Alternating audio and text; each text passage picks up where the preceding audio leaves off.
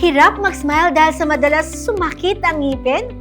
Huwag mag-alala, may sagot kami dyan para protektahan ang iyong sensitive teeth. Sa panahon kung saan mas marami ng health conscious at nakatuon sa kanilang fitness journey, madalas ay nakakalimutan pa ng marami na bigyang pansin ang kanilang oral health. Lalo na't apektado ang ating overall well-being kapag ngipin na ang sumakit. Gaya na lang ng beauty and lifestyle content creator na si Ronalyn na nakaranas ng matinding tooth sensitivity. Pansin ko talaga yung sensitivity ng ngipin ko kapag umiinom ako ng malalamig na drinks o kaya naman umiinom ako ng mga tea or coffee. And naka-apekto siya sa akin sa lifestyle ko. Mahirap. So kapag dito yung masakit sa akin, dito ko banda iniinom yung drinks para lang hindi ko siya matamaan yung sensitive teeth. Hindi rin niya alam kung ano mga dapat gawin para masolusyonan ito.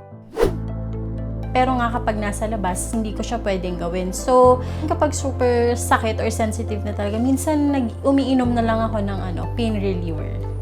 Actually, marami akong na-try ng mga products. Lahat ng nasa market o kaya yung mga commercial or ads na napapanood ko, tinatry ko kung effective. 2 to 3 weeks.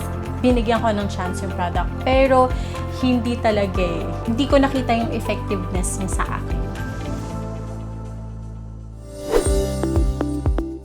Ayon sa isang oral health professional, maraming dahilan kung bakit nagkakaroon ng tooth sensitivity. Isa na rito ang pagnipis ng enamel o ang protective outer layer ng ngipin na maaring dala ng labis na pagkain o pag-inom ng maasim. So meron tayong tatlong parts kasi ng ngipin natin. Ito yung enamel, dentin, at saka yung pulp or yung pinaka-nerve. Kapag numinipis na ang pinaka-outer surface ng ngipin natin na tinatawag nating enamel, possible siya na magkaroon ng sensitivity. Isa pang factor kung halimbawa merong habit si patient, may bruxism siya. Pangatlo, kung may mga tinatawag tayong mga cervical abrasion, minsan kasi pag masyadong matigas yung toothbrush na ginagamit natin, nakakayod niya yung pinaka-enamel nung pinaka-cervical sa may gums natin. Naninipis siya, yung ngipin natin doon, so nagkakaroon ng sensitivity. Hindi rin makatutulong kung ipagpapaliban ng pagpapakonsulta sa oras na makaramdam ng mga unang senyales ng tooth sensitivity. So, nagde-develop ang tooth sensitivity actually hindi depende sa age. Depende yan kung ano yung habits natin o yung mga kinakain natin.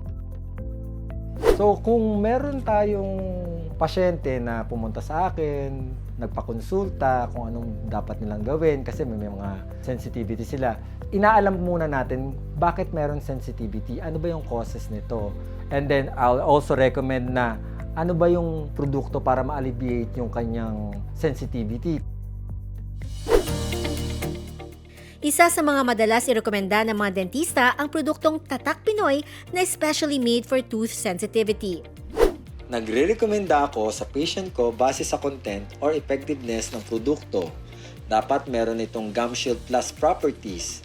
Ibig sabihin, it has fluoride, it has allantoin, vitamin E, and also have tricline. Fluoride is a mineral that helps protect the teeth sa cavities, making the surface of the tooth stronger. Allantoin helps promote and improve the gum condition.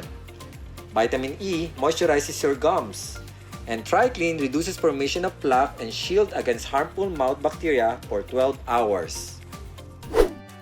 Bukod sa active at soothing ingredients ito, nakakatulong din ito para ma-restore ang enamel ng ating ngipin. May tinatawag tayong remineralization and demineralization. Pagka nagkakaroon ng demineralization, yun yung sinasabi ko kapag mahilig ka kumain ng mga maasim, nagwi-weaken yung enamel natin. Ang dynamic desynthesizing system, it helps the teeth para magkaroon ng remineralization para at least makover niya and then tooth sensitivity will be prevented. Ito rin nag-iisang toothpaste na nakatulong kay Ronalyn para masolusyonan ng kanyang tooth sensitivity.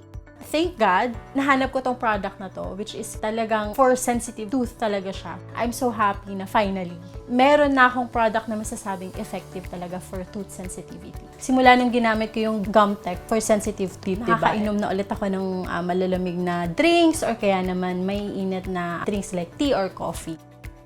Naging avid user na rin siya ng iba pang FDA at PDA-approved products ng manufacturer nito, na kauna-unahang Filipino company na nagtagumpay sa lokal na industriya ng toothpaste at mas hinangaan pa ng marami dahil sa kanilang CSR initiatives. I prefer products talaga na effective para sa akin. And I can suggest yung Gum Tech for sensitive teeth kasi nga effective talaga siya for me.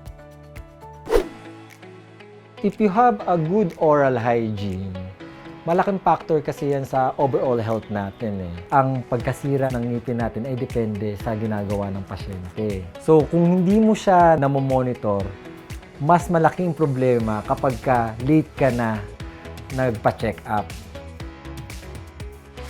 Gaya ng paghinga, 24/7 din kung magtrabaho ang ating bibig sa iba't ibang bagay, kabilang na ang pagsasalita, pagkain, at kahit nasa pagsigurong hindi matutuyo ang mga tissue sa ating bibig. Kaya nararapat lang na bigyan ng pansin at alagaan ang ating oral health sa pamamagitan ng pagpapakonsulta at paggamit ng mga produktong subok na sa mahabang panahon.